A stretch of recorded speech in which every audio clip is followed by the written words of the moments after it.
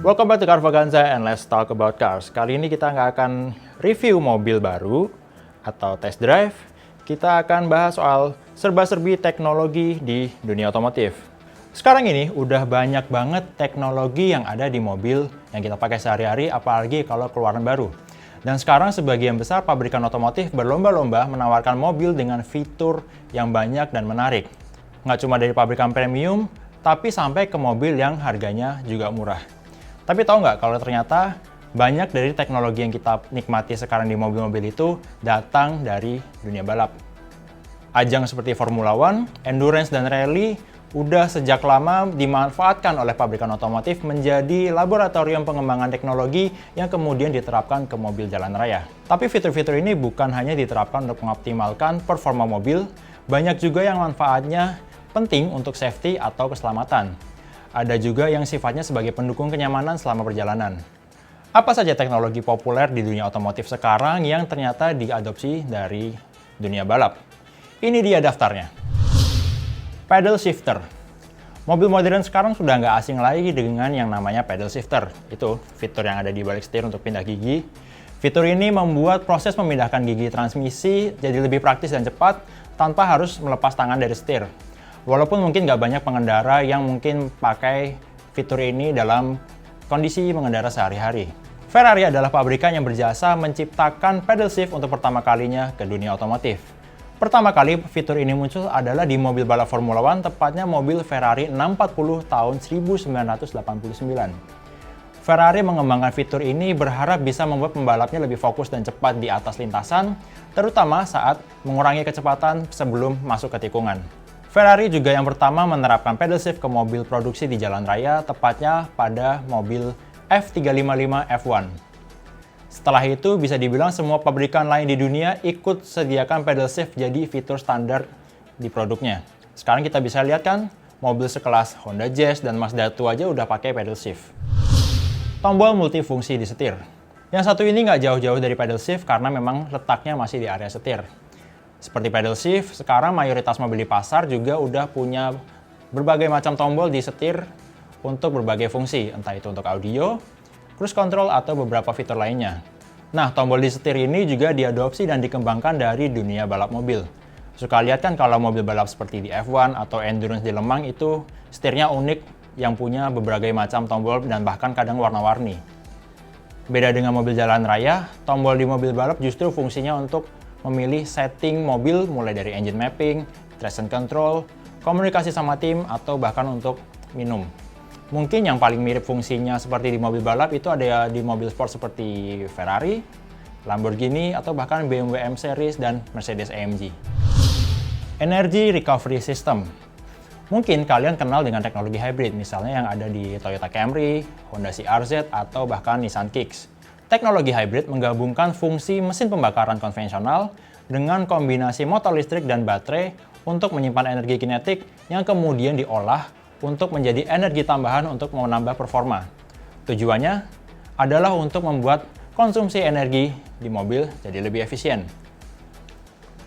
Prinsip ini dikembangkan di F1 mulai 2009, yang namanya adalah KERS alias Kinetic Energy Recovery System, yang menyimpan energi panas dari pengereman untuk menjadi penambah performa mesin.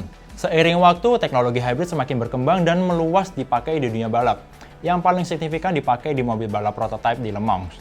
Salah satu yang paling sukses menerapkan teknologi hybrid di motorsport adalah Audi dan Porsche, yang sekarang dilanjutkan oleh Toyota di Le Mans. Dan mengikuti arah perkembangan industri otomotif ke arah mobil listrik, teknologi hybrid semakin banyak menjadi alternatif perantara sekarang ini. Hampir semua mobil yang ada saat ini didesain dengan struktur bodi sesuai unsur aerodinamika. Dan kalau hal ini dilupakan, udara yang dihantam mobil ketika bergerak malah akan menjadi hambatan.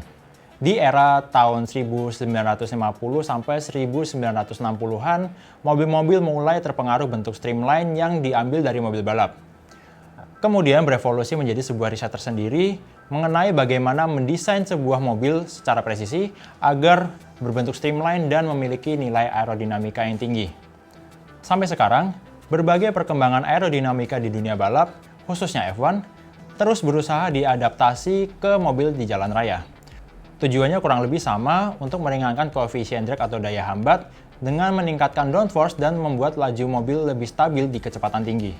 Tapi kalau di mobil balap tujuannya untuk membuat mobil semakin lengket ke aspal di kecepatan tinggi, di mobil produksi massal lebih banyak agar mobil tidak terlalu berat saat menghantam angin yang efeknya membuat konsumsi bahan bakar menjadi lebih efisien.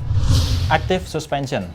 Inilah salah satu terobosan terbesar dari balap F1. Pada tahun 1980-an, Lotus memulai tren teknologi Active Suspension untuk menghasilkan performa mobil yang lebih optimal dan konsisten setiap saat mengelilingi sirkuit.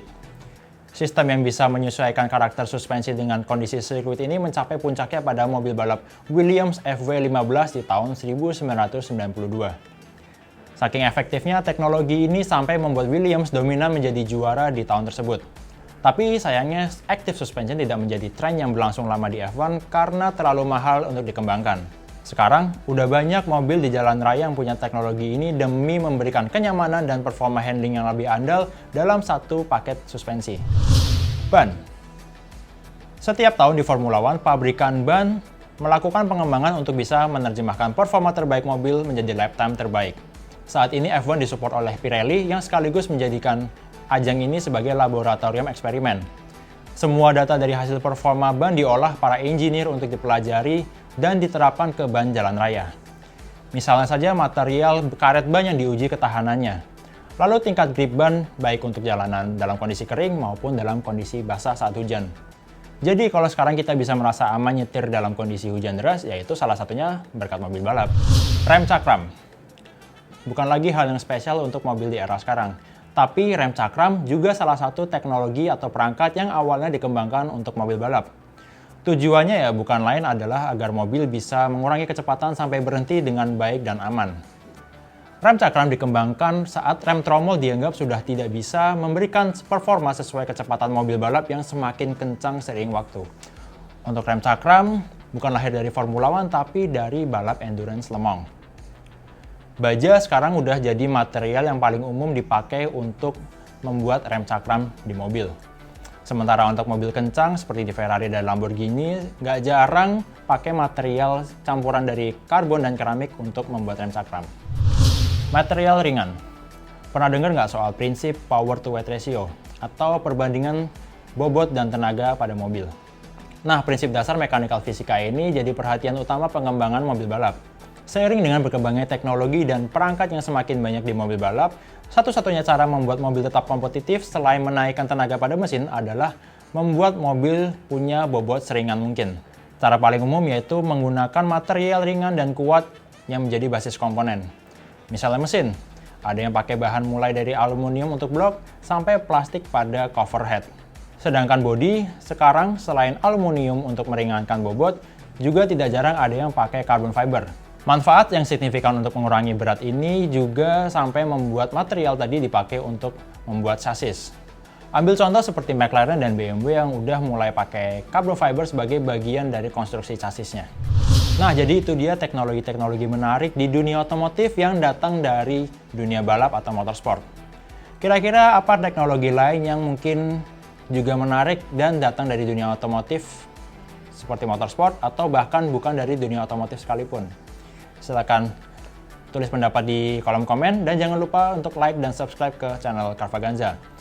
Jangan lupa juga untuk subscribe ke channel The Official Auto dan main-main ke website carvaganza.com, auto.com, dan zigwheels.co.id. Terima kasih udah nonton, tunggu video-video Carvaganza lainnya dan let's talk about cars.